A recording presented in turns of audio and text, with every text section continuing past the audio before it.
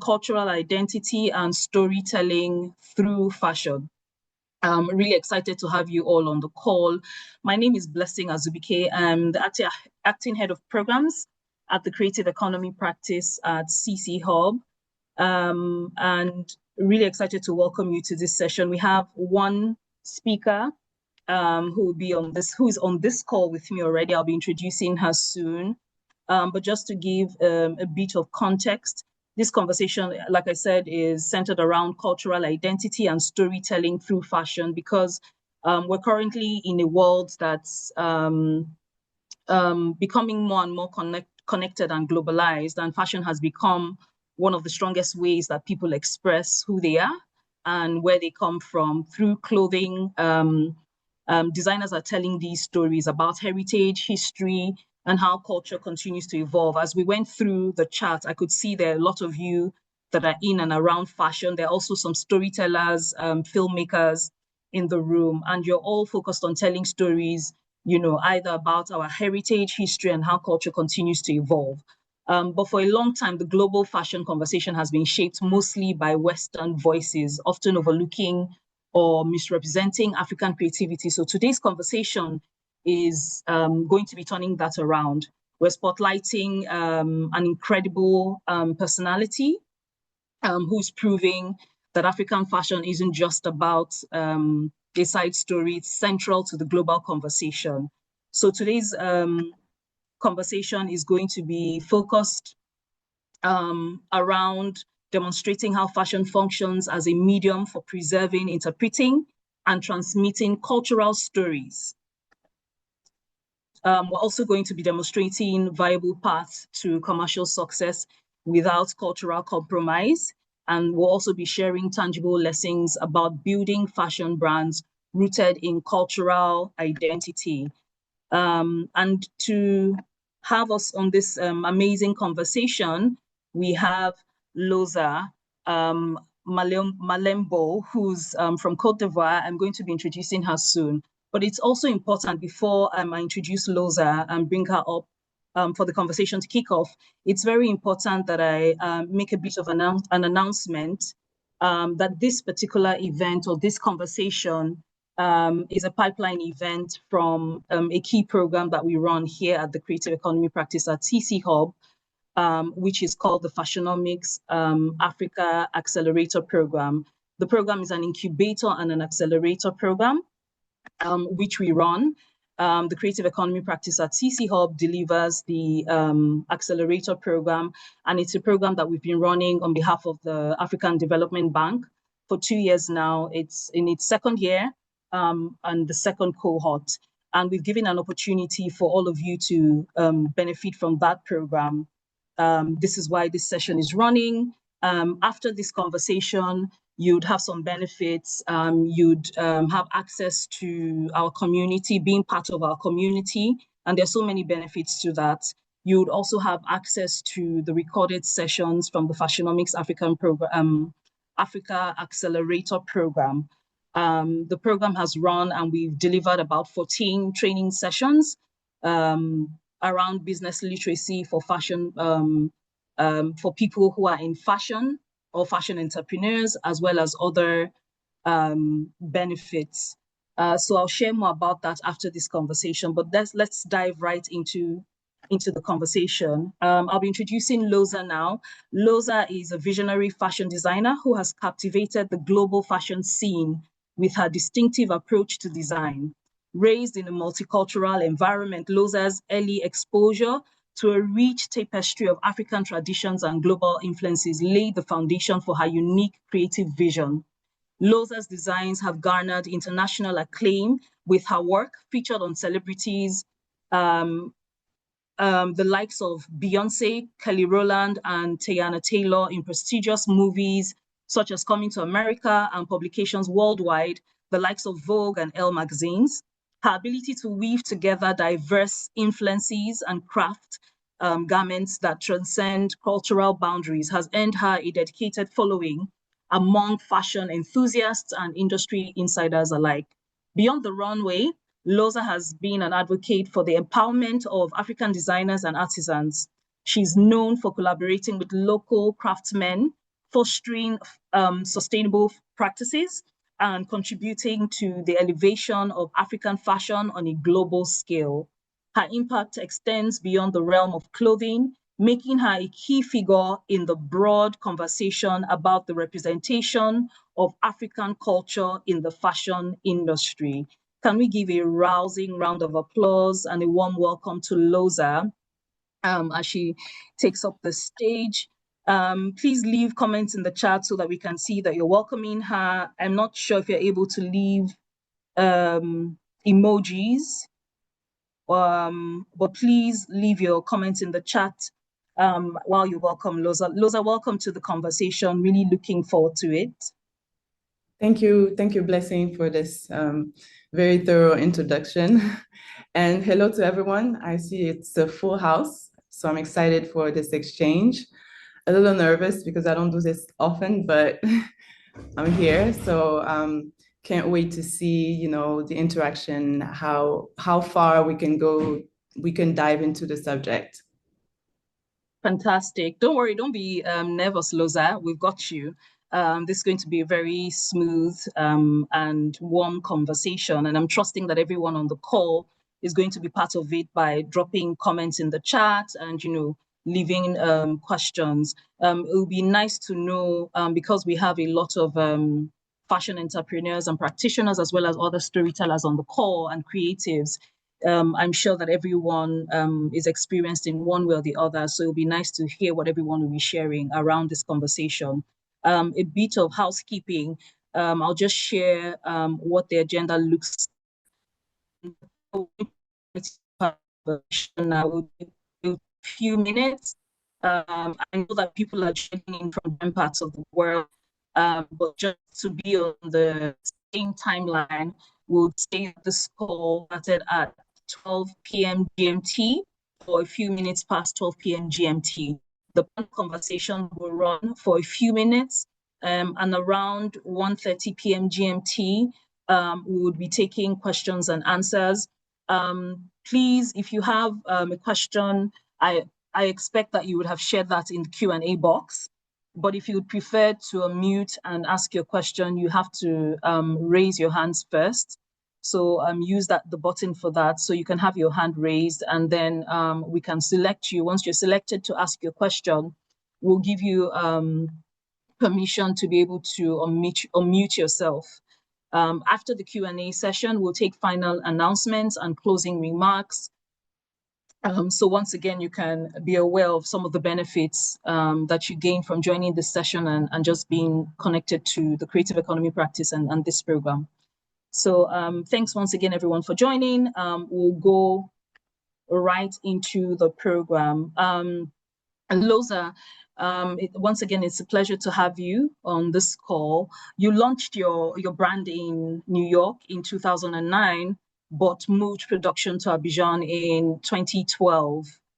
Can you sort of share with us what prompted that decision, and how did physically relocating your production to Côte d'Ivoire change the stories you were able to tell and the garments that you were able to create? Sure. Well, first of all, I grew up partially between Côte d'Ivoire and the US. So I went to college in the US, and after finishing college, I wanted to get more experience in the fashion industry. So I've worked with a few international designers while in New York. So that's, I guess, strengthens my interest in the fashion, and gave me, I guess, the confidence to explore with my own fashion brand. But moving was really, it came from the frustration of not being able to see fashion that represented me, that represented my stories, my heritage, having grown around women in my family wearing kente fabric, boli fabric, but in a very traditional fashion. My interest was to kind of go back and experiment with all those different, craftsmanship that we have at home, and give them a new way to live, really. So it came from that frustration. I needed to come back home, not only to get closer to those these different crafts, to also re-explore my heritage, my history, because being in the Western system, we don't necessarily learn about our stories, our heritage, and all of that. So it really was an attempt to rediscover myself, rediscover my roots, and wanting to have a way to express whatever that I've learned from all of that. So it only made sense for me to come back to Ivory Coast and explore with the local craftsmanship and the local artisans, the different ways we could co-create together. So the brand, like you said, I've launched it in New York in 2009 and decided to come back in 2012 for that. Really just from a very, I want to say, learning perspective. I just wanted to come and learn and to find a way to make it make sense with a fashion line.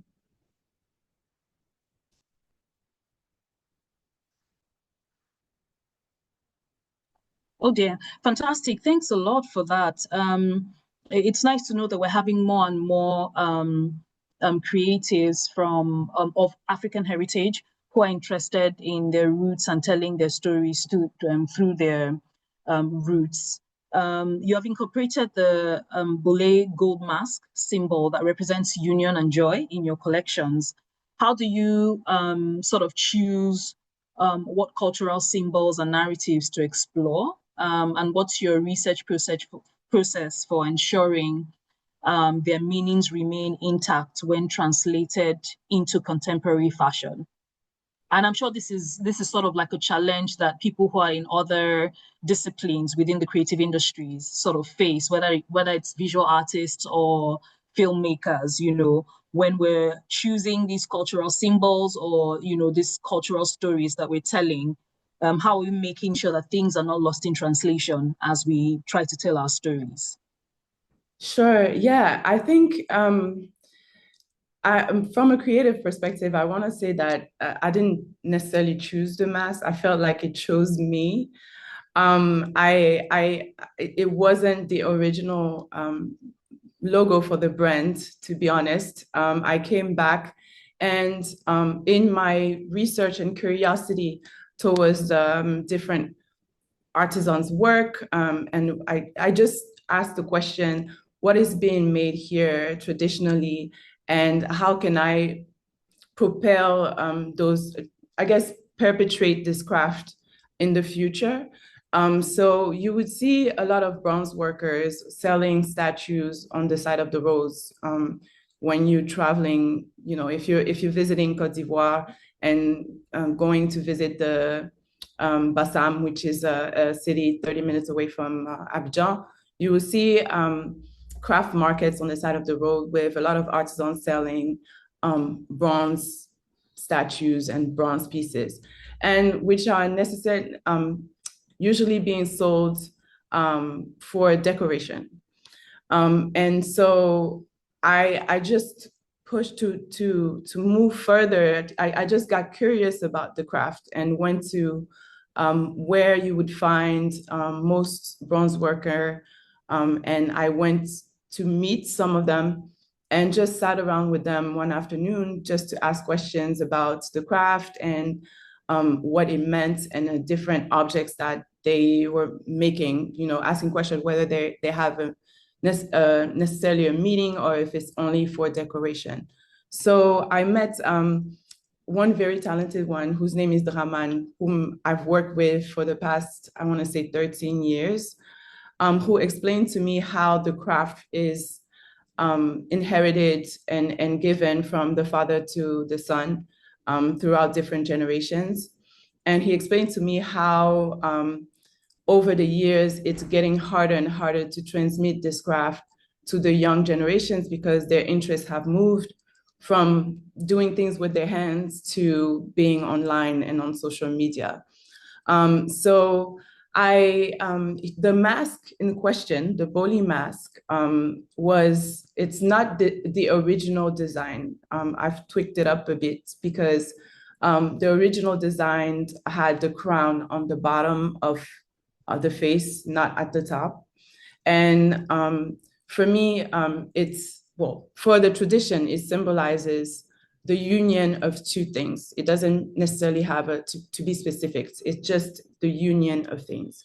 And for me, it really resonated with my course in general, being from multicultural background and having grown in here first, then moving to the US and back to Côte d'Ivoire. For me, it made sense because it's the union of all these different cultures. And also with the vision of the brand as well, which is uniting tradition with fast forward and modernism. So I think also symbols in cultures, symbols are agreed upon by a group of people. So it really is the strength and the energy that goes behind each symbols. So me as a creative, I'm not looking to change the meaning. I'm looking to be curious on how two meanings can come together and tell a story. So I'm really the vessel. And the fact that it makes me a vessel is the simple fact that I'm curious and wanting to know more about certain things and adding them together. So that's really the perspective that I took over the years with the brand.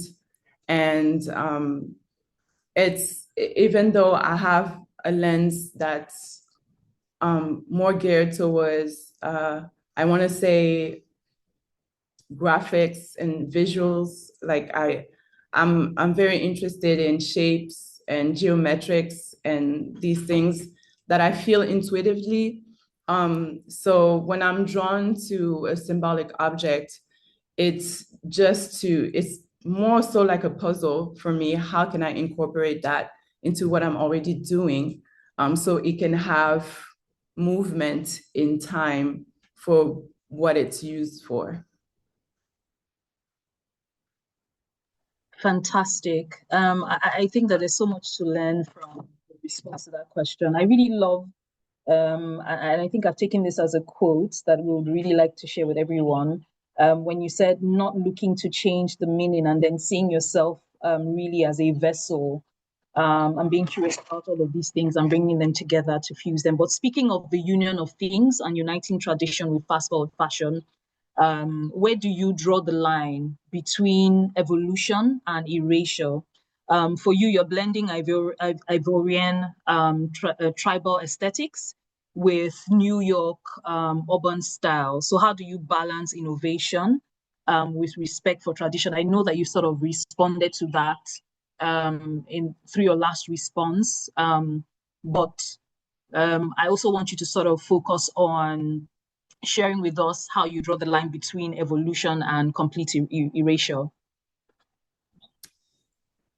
Sure. I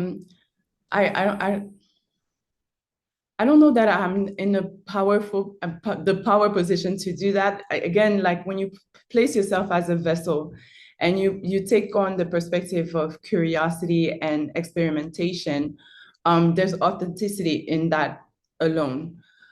So you're not coming to change anything. You're just a curious person putting two things together. I think it was Steve Jobs that said that innovation came from connecting the dots. Two different things from very separate departments. It could be, well, in our case, it's tradition and futurism. You put them together and there's energy on its own between those two things that are happening. You are just the person that thought of putting these two together. So I think in itself, it's an authentic process. Then you can create the environment around if we're talking about a project, you will create an environment around the project where you'll start telling the story. And beautifully, we have AI today that allows us to create videos and perhaps photography for some. In my case, it's movie making, for instance, where we can now have we can now have a platform where these elements can interact together. So you get to go deeper into the meaning of a collection with the story that you tell within those frames. So the last campaign for my last collection, we went into African spirituality and cosmology, which is extending the language behind those symbols, like the mask, for instance. But I guess we put it in a setting where us as the viewer have to question ourselves, or introspect, to come to term with the fact that spirituality was here for a long time. People think about an awakening, a spiritual awakening, and in this moment, it is a movement today, but African spirituality was that. And when you go into quantum physics today, they can correlate with how Africans were already, very well advanced with energy and all of that. So that film is really trying to create the bridge between the collection that I'm making, and the history of African cosmology, and back to the awakening, the spiritual awakening that some of us are experiencing today. So there's this triangle happening, but what I'm trying to do is remind that the authenticity goes far, far back into our roots, and how it reflects into the products that we're making within my collection, and how it celebrates the heritage in the weaving of the fabric, in the casting of the bronze, or down to the small buttons that are displayed on some of our pieces. So that is to say, just the story, the platform to tell the story is now broader, and allow us to be even more so creative, and also 10 times more affordable than when we didn't have AI, I want to say. So, yeah. Fantastic. Thanks for sharing that. I know that through a lot of your responses, you sort of shared your approach to your design philosophy, and how you're sort of merging or unionizing things. You've also shared initially how you work with craftsmen on this call. You've shared that. But I know that you've mentioned that you've had to learn the hard way not to impose your ideas on local artisans, but instead you're studying their craft and incorporating what they do best. In addition to some of the responses that you've given us on this call, are there other aspects to your learning process that you'd like to sort of share with us or walk us through?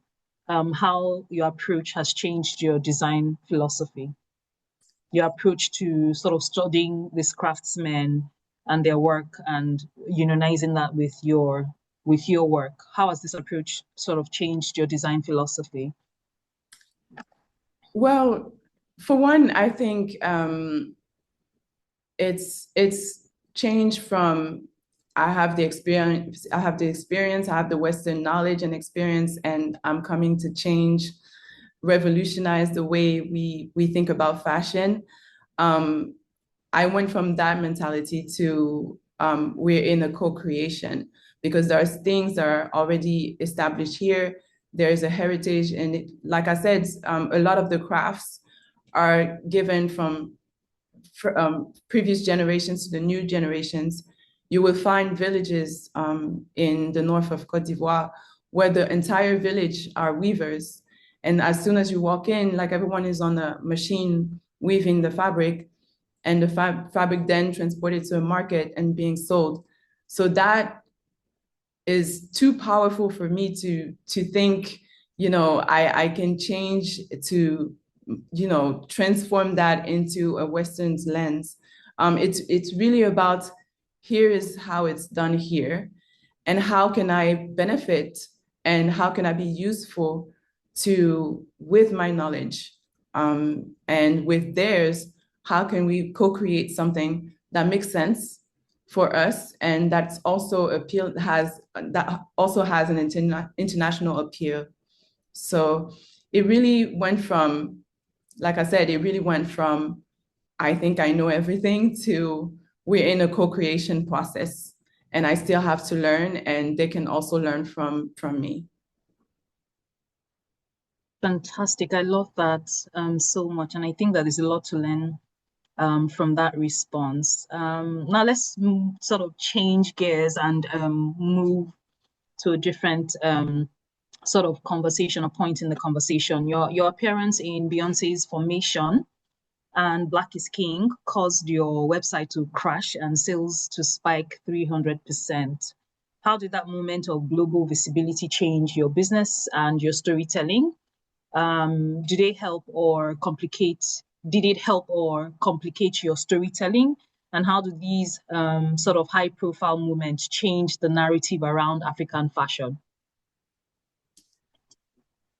It was a positive experience for sure, because it almost kind of validates the work of the entire process that it took for a piece that she wore for a few seconds in a video. It validates the craftsmen before me. It validates the bronze worker, the weavers, and the tailors, and the entire team.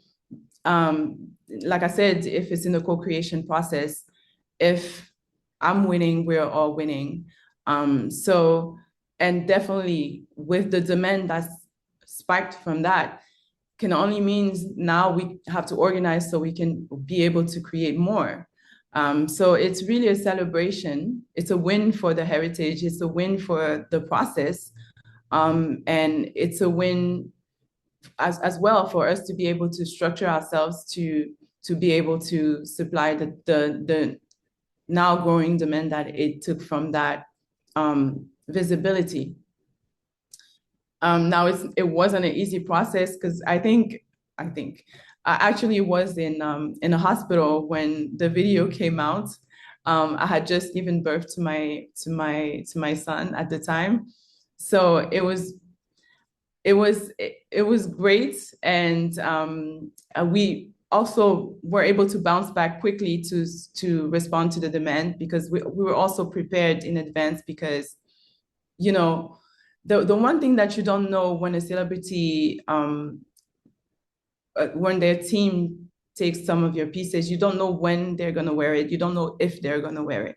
So we had prepared in the same fabric that she wore in the video, a small accessories, which I knew could be produced in higher quantities. So if someone saw the video and wanted to get the same outfit on the website, they couldn't, but they could get the belts that was made in the same print as the one that she wore in the video. So that we had in a lot of stock. So we were able to bounce back from the crash and from the high demand that came from that video release.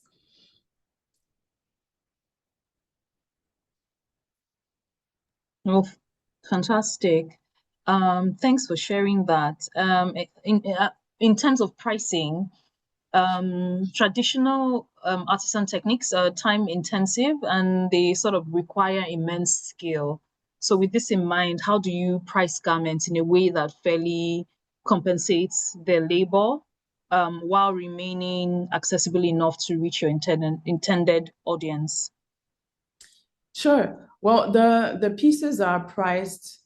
Well, if you go back to the slogan of the brand is heritage as avant-garde. So our goal is really to celebrate heritage. We want to elevate the heritage as a luxury value, just like it's been done in the past for the Westerns. It's a craft that needs to be valued, and it's a craft also that needs to be perpetrated. So it only makes sense that the price reflects the value of the garment, the value of all the hands that went behind it. So in terms of pricing, we just have to make sure that the cost of production are reflected, but also the celebration of these pieces that are usually made in very few quantities. We don't go past 50 in quantities for specific pieces. So they're unique. That's also what you're buying. So the price has to reflect that originality and also all the work that went behind it. Fantastic. Thanks. Being in conversation with you, if anyone isn't familiar with your work or who you are, what you sort of stand for, being in conversation with you for just a few minutes, it's pretty clear what your values are, what you stand for, and sort of like some of your philosophies. But if someone discovers your work, say 50 years from now, what story would you say what story about African identity, creativity, and culture do you hope they will understand? And what narratives about the continent do you most want to preserve for future generations? I mean, just from the conversation, we can already sort of pick a few of these philosophies that you hold. But, just give us a clearer picture by responding to that. If, say from 50 years from now, if someone discovers your work, what stories around African identity, creativity, and culture do you hope they would understand? I hope they understand the necessity for identity, for sure. Like to understand the backstory of our people and the importance it means to understand these things, because that's what creates, for me, at least in my work, that's what gives me the intensity behind my work, that what gives me the inspiration behind my work. So for a creative's work to be authentic, it needs to come from somewhere. And it has to be a personal process from the beginning, because it's things that you feel that you translate into your work. And so you have to have the anchor of identity. So in 50 years, I think they can remember that curiosity was one of the steps. The desire to look back, to learn from our past, and the effort, the length we went to transport that knowledge into the future through the collection and through the brand. I think really that's the most fantastic. Can really make sense for me. Great, thanks for sharing that. I think this would be sort of like a final question, and then we can go into the audience and take questions. I believe that, for those of you who have questions, you've been dropping them in the Q&A box. And for those of you who have comments around some of Loza's responses, around some of the questions that we've sort of brought up through this conversation, for those of you who have some comments, you probably want to share what it's like from your part of the continent, or maybe some of the work that you're doing that sort of is similar to Loza's work or not. You can leave some of those comments in the chat and we'll take them, and then also take some of your questions during the Q&A session. So please leave your questions in the Q&A box.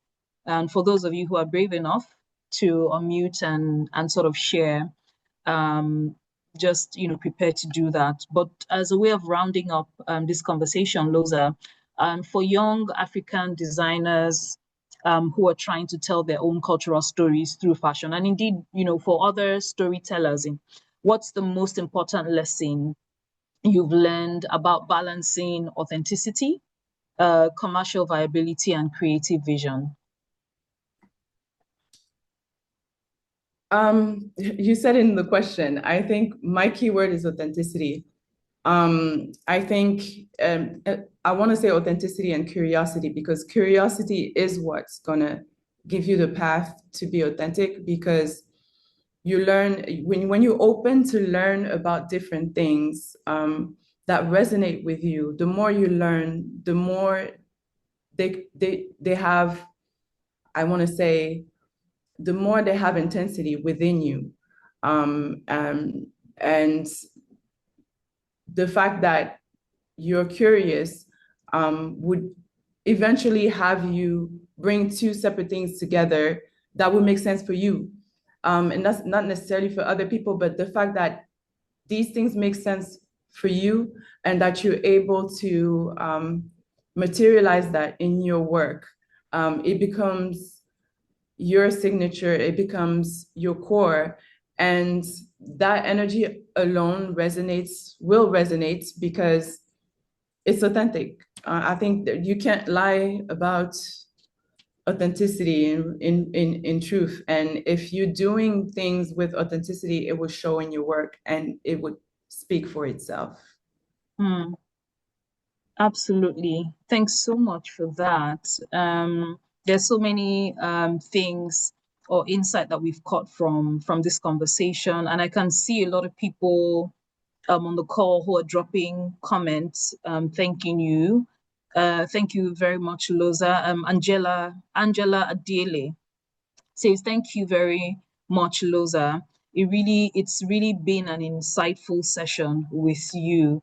Innocent Idika says, Loza, thank you so very much. You're giving us a sense of creativity.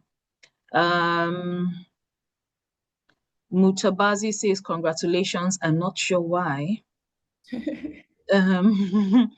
It would have been nice to know. So please, Mutabazi, if you can share with us why you're congratulating us or congratulating Loza, that would be helpful. We have Eniton Ade says, welcome, Loza. We're pleased to have you. Okay, this must have been at the beginning while we were introducing you. Connie is one of our experts on the Fashionomics program. Connie, lovely to have you on the call. She says, excited to hear from you, Loza, and congratulations on all your achievements. Okay.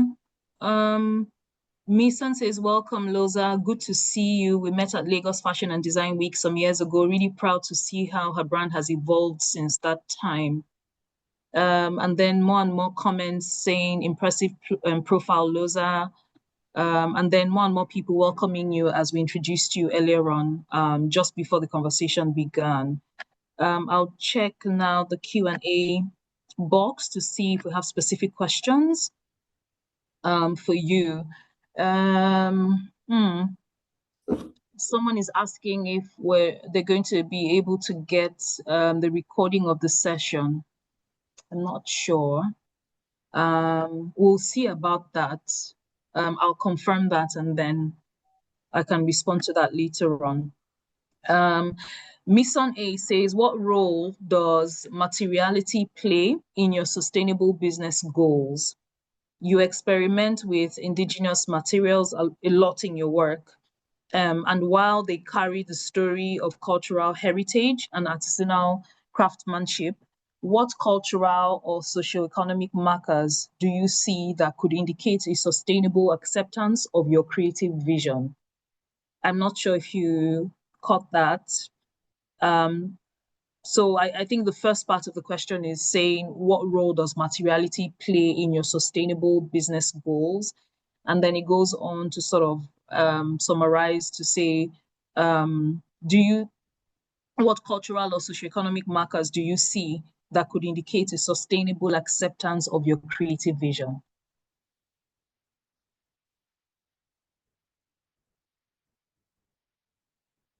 Loza? Yes. I was reading the question as well. Is it a question about sustainability? Yes, sort of. That's what I'm getting from that. It's a question around sustainability. So The thing about yeah, sustainability in fashion in Africa, I feel like by default, I think we're already sustainable.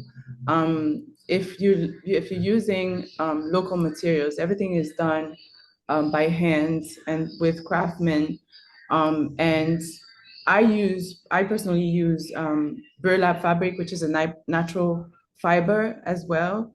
So the whole process is sustainable in itself. Working with bronze worker, again, the bronze are molded and then reused whenever they've, we haven't used them in some of our pieces. So there's a recycle element there as well, on top of the hand workers.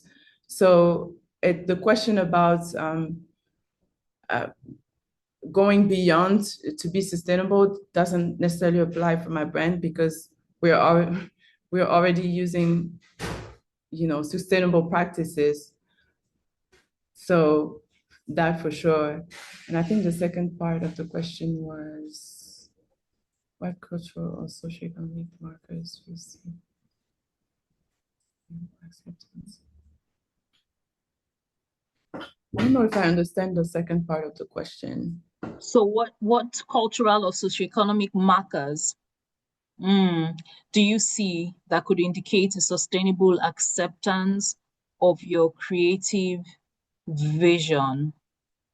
You experiment with indigenous materials a lot in your work, and while they carry the story of cultural heritage and artisanal craftsmanship, what cultural or socioeconomic markers do you see that could indicate a sustainable acceptance of your creative vision? Hi, Blessing. Sorry to interrupt. Yeah. Mason is ready to unmute and expound on her question. So I'm going. Okay. So that they can give better clarity. Okay, so please go ahead and unmute Misan, and then ask in a way that is clear. I think Loza already sort of responded to the first part of your question, but for this concluding part, can you simplify it and give clarity on what exactly you're asking? No problem. Thank you very much for the opportunity to ask this question in this way. I think what I want to understand is, despite the prevalence of the artisanal craftsmanship, indigenous materials, your work is very sustainable by default. That's clear. But I guess what I want to know is, what sort of feedback are you getting internationally, whether it's culturally, whether it's social, economically, that could indicate that people are genuinely interested in sustainable materials from an African brand. I guess it's not as, yes, it's like I said, your work is sustainable by default, but I don't know, because I think you're the one that would have this information where, what sort of, are you getting genuine feedback where it's not just fleeting interest, but they're people who are willing to invest in tangible ways in the brand, in the sustainability of the brand? I guess that's what my question is. Yes. Thank you for clarifying. Makes sense now. I think on the fact that we're now in the process of pushing the story more to tell, even though our customers understand that everything is done by hand and by artisan, and they understand the whole backstory behind the brand in itself. But the story beyond that is what I mentioned earlier, is a lot of these craftsmanship have difficulty training, getting the newer generation to practice some of these crafts. So there's a threat here of those crafts having to disappear. So that's the story we really want to make understand behind the brand, that what we're doing is also creating jobs for future generation and switching the perspective of understanding that fashion can come as a solution to these things. And also for younger generation that, you know, I'm one of the few fashion designers that are recognized internationally in Côte d'Ivoire. So more and more creatives get inspired to go into that field because they see the success, they see the process is also sustainable on the international scale. So more creatives are launching fashion brands, which means more people are inspired by the way we work, then seek out these artisans as well. So you'll see like a wave of new designers asking for bronze buttons as well to bronze workers. So it creates more of a demand in the pieces that creatives use in their brands. So it's sustainable in that sense. So from the artisan side, more younger people understand now the potential of learning the craft. So I hope that answers the question. Fantastic. Thanks a lot, Loza. We have a question here from Safa Mohammadin, who has typed their question in Arabic, and they're asking, they said, what advice do you have for us small business owners? I know that you've shared a lot of tips on this call, but Safa is asking if you have advice for small business owners.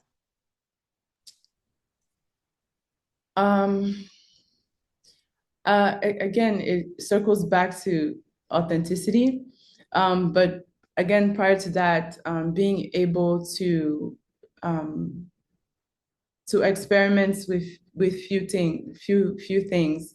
I think at first, I don't know if it's in the launching stage or if it's still, it depends on the stage of the business, but being able to have, to focus on one product in the beginning, and continue to make that product better than the previous. That also helps, the quality of the product. That also helps with the storytelling of the brand, you know, the evolvement of the brand. I think for sure, because when I first started, I think the one product that also got us recognized internationally was inspired by the Medusa shoes and reinvented into how do you call it? Well, it had like long strings that you would tie up all the way up to the shoes, to the knees. The fact that it was inspired by the Medusa shoes, which is commonly used in Côte d'Ivoire, got the attention locally, but also got the attention internationally. So we focused on remaking the shoes in first different colors and then different textures as well. And then we grew up from there, moved up from there to a different pair of shoes but that could carry some of the symbols from the previous product. I guess what I'm trying to get at is that sometimes when a product is successful, you can carry it all the way to how far you can take it, then translate that product into a different product so that the identity of that product you can still find in the newer one that you bring in. So there's an evolution to it, and people like to see evolution within a brand from the creative side, at least. And it also registers as the identity of the brand. So. Fantastic. Thanks for that, Loza. We have a couple more questions. I'm not able to see if we have anyone raising their hands to be able to ask, but we have a couple of questions. I'll just keep reading until it's clear that we have a couple of people who would like to unmute and ask. And not this person has decided to be anonymous, and they're asking, you say, once you drop your limited collection, how do you deal with people who want the pieces? Like you said, you only make 50 or 50. So what happens to others who want the same pieces? Good question, and actually comes back to my previous answer. I understand if a product is being ordered more up to 50 times, I understand that there's an appeal to that product. So I would create a new product that can remind the customer to the previous one, but still be different in itself. So you get that novelty and novelty appeal, but also the similarity that it has with the other one. And in that way, it works. It works well because the person that orders still has something that's unique. Fantastic. I think that that's a perfect response, keeping the novelty appeal. And also, I mean, if you say that it's a limited edition, you don't want to mess that up simply because everybody wants a piece of it, to increase the numbers, and then it loses that novelty or that tag, which is that it's limited. So I think that that's a perfect response. Thanks for that, Loza. This is an interesting question. Osamudiame Olumese says, thank you so much for sharing about your work. I would like to know what conscious steps you took at the start of your business to be findable.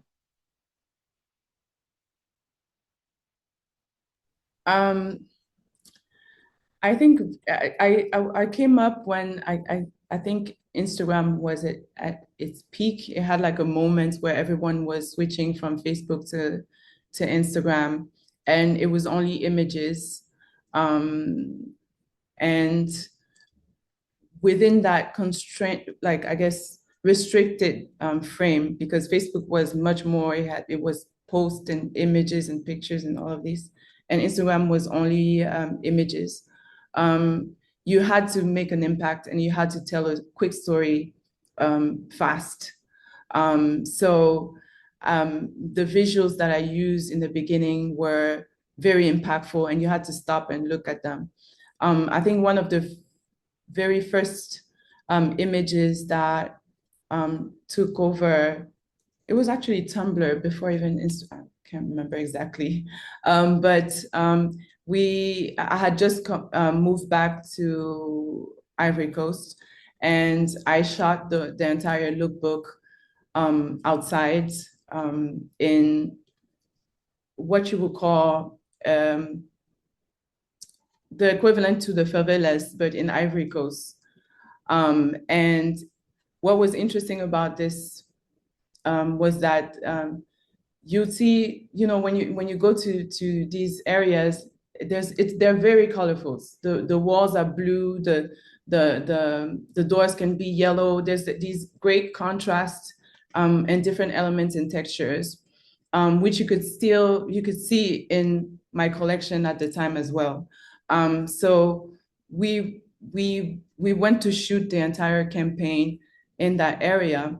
And I think when I released the images online, it was one of the very few images that you would see being shot, fashion images being shot in this context.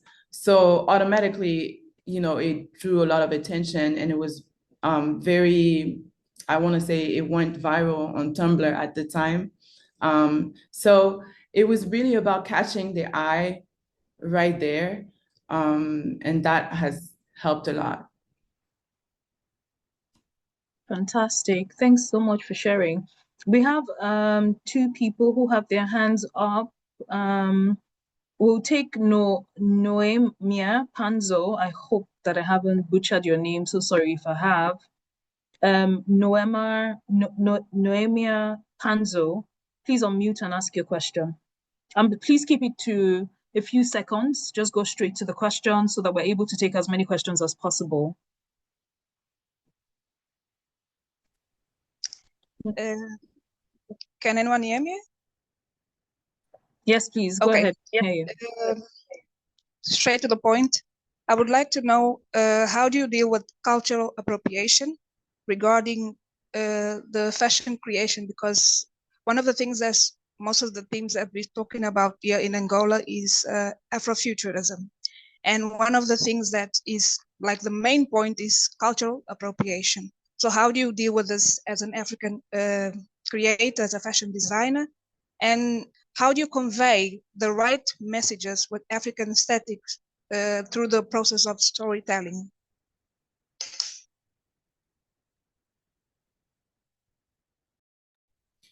So the cultural appropriation being on my end is what you mean, or from a Western lens using African artifacts in their brand? Just to clarify. Not from your end, like in the general perspective, due to the fact that you are a fashion designer, and in the fashion sector, you see these things on a daily basis. I mean, I mean, even I've been copied in some of my pieces. I've been copied for. I've seen a few of the pieces being copied internationally. I think the perspective that I take, me personally, is more creativity, because that's what Africa is great for. So I think I choose my fight. And if mine is to elevate heritage and to really give strength to our stories, being told by us, and being, broadcasted on the international level, that's what I can control. What they do, I cannot. So it's just being able to do this authentically on my end and hopefully inspire other people to reappropriate the image and tell the story from their ends. I think that's what we can do for some of us that are in those creative industries and being back home. Fantastic. Thanks for that, Loza. We have Zainab Kolawole, whose hand is also up. Zainab, you can go ahead, unmute yourself and ask your question.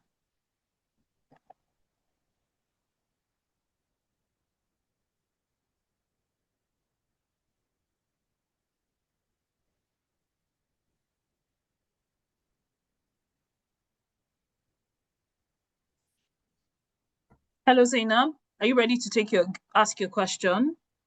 Okay.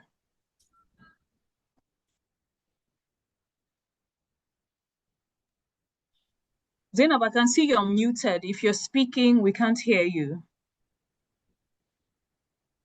Okay, while we're waiting for Zainab, we'll just move on to Nikiwe Garokwe. Nikiwe, you can go ahead and ask your question. Hello. Hi. Can you hear me? Yes, we can hear you loud and clear. Hi, Loza. I just wanted to take it back to your comment on African spirituality, because for me that's like one of the more that piqued my interest a lot. I just wanted to know, like, how deep do you think a role does African spirituality play in authentic storytelling?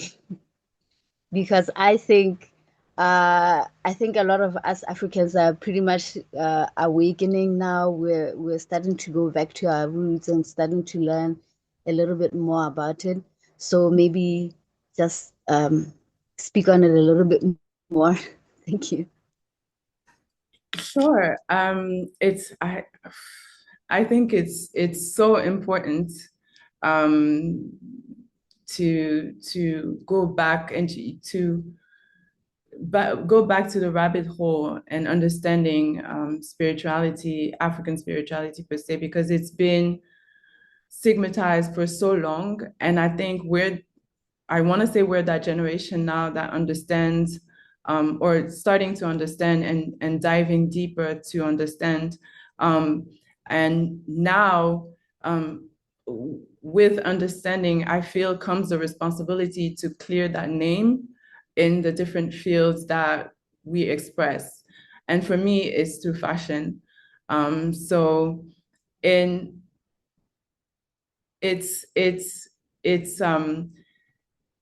yeah, I think it's important to be able to communicate it through the different fields that we have. If we have an interest, if some of us have had the interest in deep diving into it more, again, I want to say to clear the name, to reappropriate and to learn from it so that we can move forward with our expression and also touch more people with that expression. It's not about saying, how can I express it? It's not about exchanging verbally anymore. You can get deeper into expressing what you want to express through the work and have it be impactful, more impactful than words. So I think it's very important. It's a very important subject, and hopefully if more people get to express that through their work, the better. Fantastic, thanks for that. I completely agree. Zainab, I wonder if you're ready to ask your question now. Yes, Please go can you ahead. hear me? Yes, Oh, we can hear you loud finally. and clear. Hi, Loza. Thank you so much for the session. There's so much clarity about telling our story as a designer. But can you please tell us how we small designers can navigate, more like collaborate with influencers or stylists?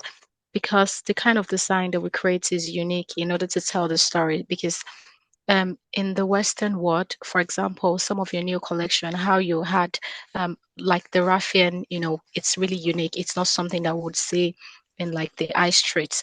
So how do we collaborate with stylists in order to work with we small emerging designers and having to tell our story, because we need, the visibility that we can get as a small designer? Thank you. That's a great question. I think it's important to have, first of all, it's important to have packages that are ready set that tells the story of your brand. So you should definitely, for each collection, have a lookbook where you clearly, your pieces are displayed clearly. It's important that you can see clearly and that it has, it makes sense throughout the collection. That's one thing. Then I would recommend making a list of exactly who do you want to dress, who do you see, because you create a collection with a specific woman in mind. I want to say mine, for instance, is a spiritually aware, fashion forward, and culturally present woman.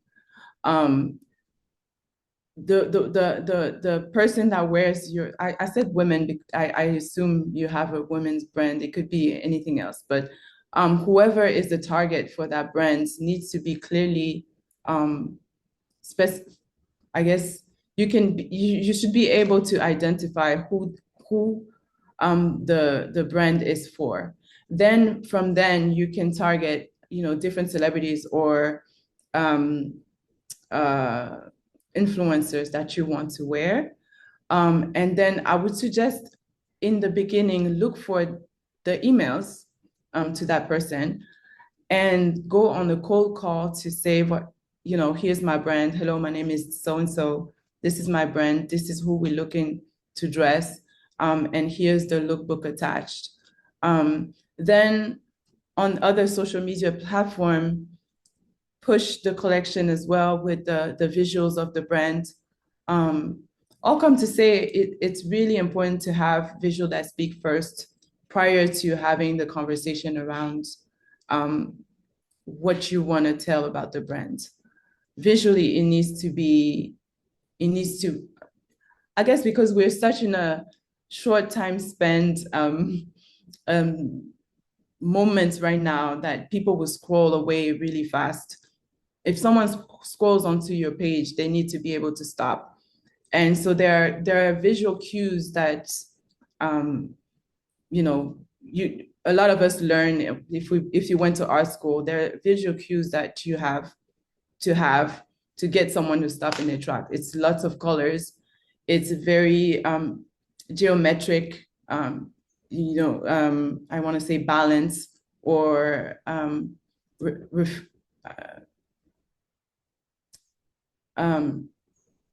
very balanced. I'm losing the words, but there are a few cues that you have to get people to stop to see an image. That's once you have someone to stop to look at your image, you have to have a story ready for the rest, you know, because now you pick their interest. If they want to push back now and to get to know more, and if they come on your page on Instagram, for instance, what else do you want them to see? Is it in your bio? Are there 2 words that can hook as well? And then on the caption of the images, what is the story you have to tell? I feel like all of these different elements needs to be hooks that bring you to another hook that brings you to another hook. And they have to be repetitive. So in that email that you send to a stylist, you should have these different hooks packaged in an email format where they can see that as well. And all those different elements will get your brand to stick in these different influencers or stylists until the day that they decide they want to reach out. So I think that's the best advice that I can give on that part.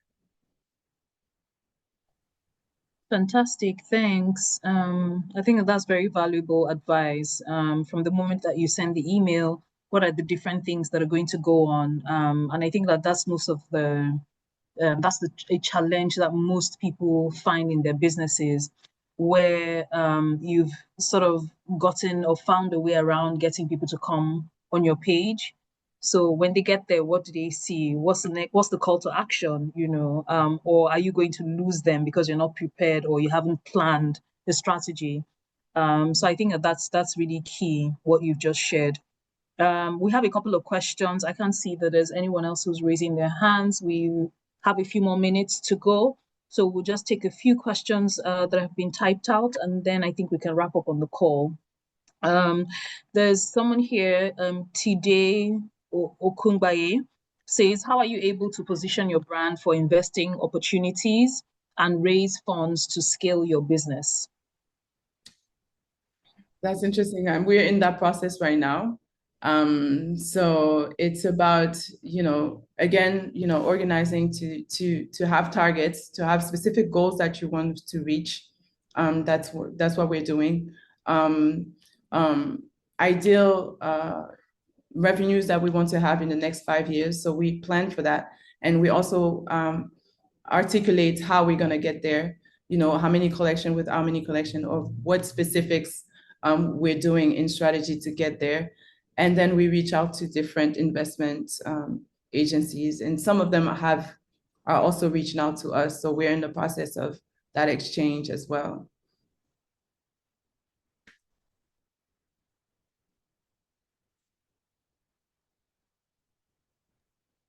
Thanks, Loza, for that. Just to add to Loza's response about raising funds, especially if you're in fashion. I know that we also have other creatives in the room.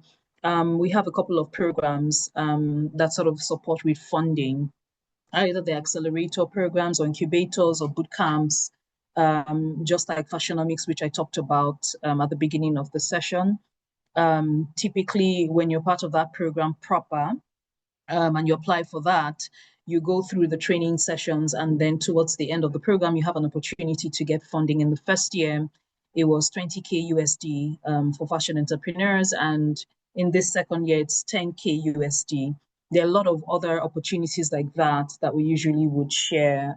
So it'll be useful to be part of the community, our community. Follow us on social media so that you have access to some of these opportunities. There are more and more funders who are interested in the African creative economy. So they're looking to fund whether it's people in fashion or even people who are providing tech opportunities within or tech solutions within the fashion ecosystem or the general creative industries. We have other programs as well and other opportunities for storytellers, filmmakers, and others. So again, it'll be beneficial to sort of follow us if you don't already do that, the Creative Economy Practice. We'll share the social media handles as well, so that you can follow us around and have access to these opportunities. Loza, back to you. While we're taking more of these questions, can you share how we can find you for those on the call who would like to follow you? How can we find you? How can they find you on social media?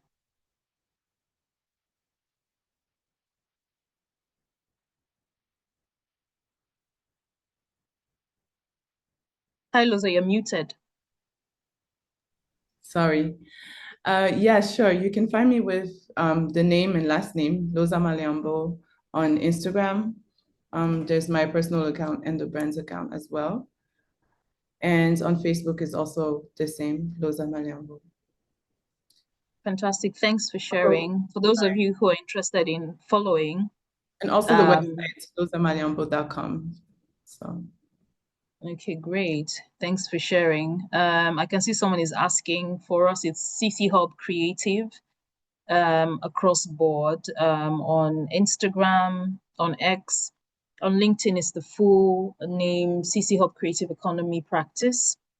I'm sure our team members will be dropping in the chat so that you can follow and sign up to our newsletters. We'll also be reaching out to you after this call so that you have access to all of these directly. I'll take maybe one more question. So let's see a question that is a bit different from all of the questions that we've received or questions that we've addressed. I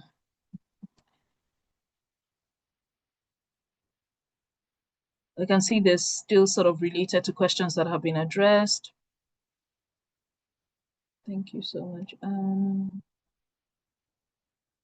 Okay, maybe we can attempt this. I hope this is different. It's a long question. So Mawuko Gian says, thank you so much for the work you do, especially for the local artisans. Part of my research on trade and value chains in the jewelry sector is also looking at the role of regional integration in developing regional jewelry manufacturing hubs in Africa. Do you think Africa provides the type of opportunities for visibility and trade within the continent as you have seen abroad?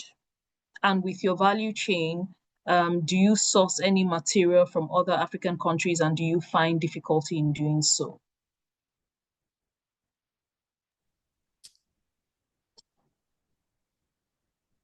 Did you catch that, Loza? Do you want me to take it again? Yes, yeah, sure. Do you think Africa provides? Sorry? Okay, you're reading it. I think there's been a big evolution from me moving back in 2012 till today. Our business was more 80 international, 20% locally, and it's now 50-50, including regional areas as well, like Nigeria, South Africa, and Tanzania. So I think with people having more and more access to online and also the infrastructure to purchasing online are innovating more and more. So people are able to purchase online now or through mobile money as well, which has helped a lot for the business to be accessible in Africa in general. So I think it's growing exponentially. So I'm very optimistic that in the future, revenue will be even more so in Africa than it is internationally. For sure, I haven't seen that process, the progress from when I moved back till today.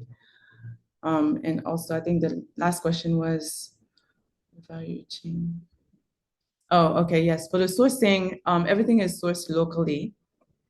And we work with local artisans. That's not, for the time being and for the quantities that we're making right now, we're still able to do that. I understand also as we grow, we'll definitely have to source abroad, but hopefully still within the continent as well. And I see that production houses are, there's more and more in development, especially in South Africa and Kenya. Now I know, from what I know, hopefully they'll continue to evolve that in that sense as well, which will make it easier for us to produce all 100% from Africa. So. Fantastic. Thanks a lot for that, Loza. Thanks for an exciting conversation, a really insightful one. Thanks for sharing with us your wealth of knowledge and experience. I can see with the engagement, everyone is really appreciating. Someone is already dropping in the chat. Thank you. I was just about to say to everyone, if this was insightful for you, if it was valuable for you, please leave your comments in the chat, leave a word to Loza.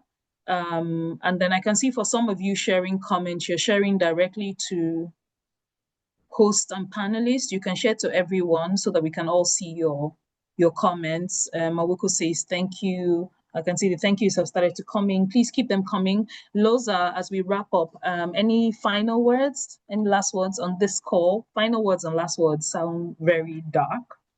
So on this particular call. No, this was a very exciting moment. Thank you a lot for having me. And if I had to close this with the optimism that I'm good at, it would really be to the more we learn about history, the more we have stories to tell in reality, and from different perspectives. I think it's beautiful to have witnessed how more designers have started their brands following the success of someone like Beyonce wearing a piece from my brand in Ivory Coast alone. I can only imagine what it has done in other countries for other designers from other countries as well. So these are like small ripple effects that we're not able to see just yet, but I think is very optimistic for the future. So if you're creatives and perhaps maybe scared of getting into it, I would say that there's always room. There's always room for the creativity. As much as heritage that we have, there's always room for you to have your own identity within that industry, for sure. So I encourage anyone that's wanting to get into it to do it. Fantastic. Thank you so much, Loza. Once again, Loza has shared her handle for those of you who are interested in following her journey and her career and process. You can follow her on social media. For those of you who have indicated an interest in following us, we've dropped links in the chat for you to be able to have access to the creative economy practice at CcHUB. As we come to the end of this session, I'd like to congratulate every one of you who's joined the session today. Because you've joined the session, you have access to the Fashionomics Africa Accelerator Program. We've run the Fashionomics program for 2 years now, with 3 cohorts successfully completed. We're currently in the 4th cohort. Like I explained, we've run the program on behalf of the African Development Bank in the first year, and now the program is in its second year, and we've had various benefits to the program, training sessions around business literacy, funding, financing, IP and legal aspects, all for the fashion ecosystem, or the African fashion ecosystem. And then for participants of the program in the first year, they've had access to funding around 20K USD. And in the second year, which we currently are in, they've had access to funding around 10K USD.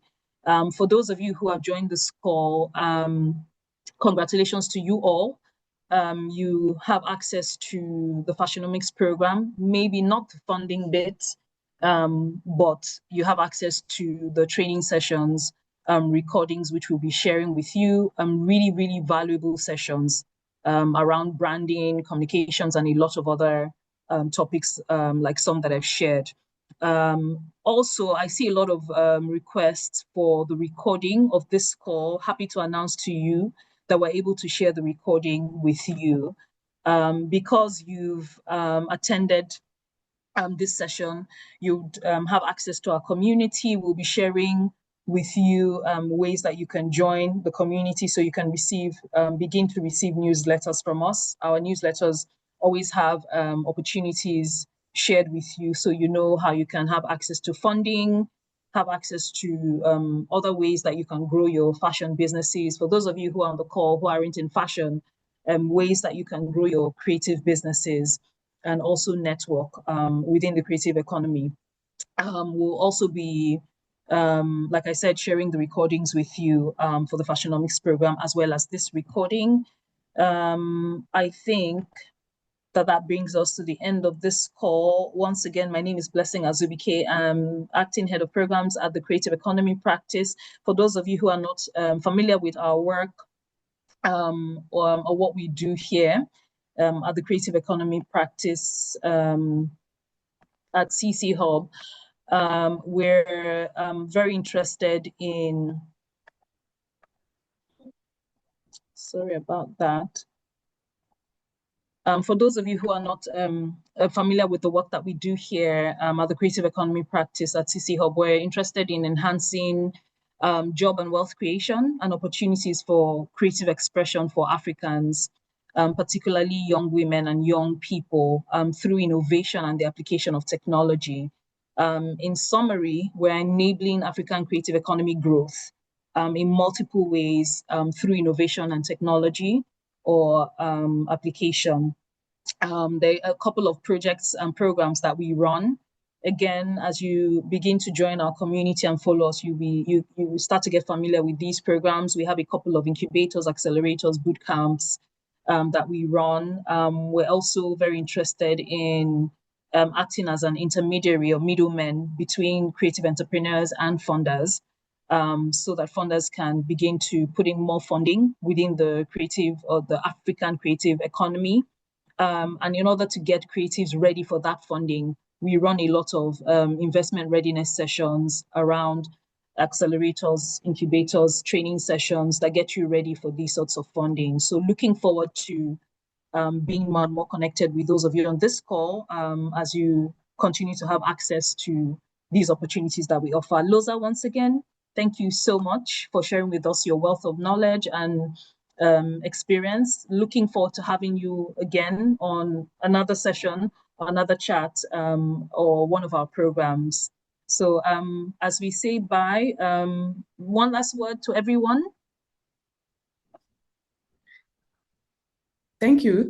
I think it's gratitude at this point, because this was a great session, and thank you, Blessing, also. You were amazing. So thank you, guys.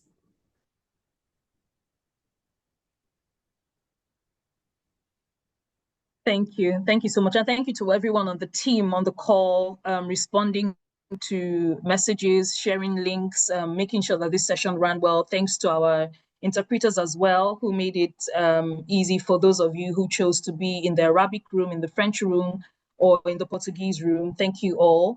Thank you to you guys as well who have attended. You're all champs. I can see your comments, thanking all of us from Loza to myself, to everyone. Yes, we will be sharing the recording as we have promised. That's in response to those of you asking. Once again, thank you and enjoy the rest of your day from whatever part of the continent you're joining in from, or whatever part of the world, actually.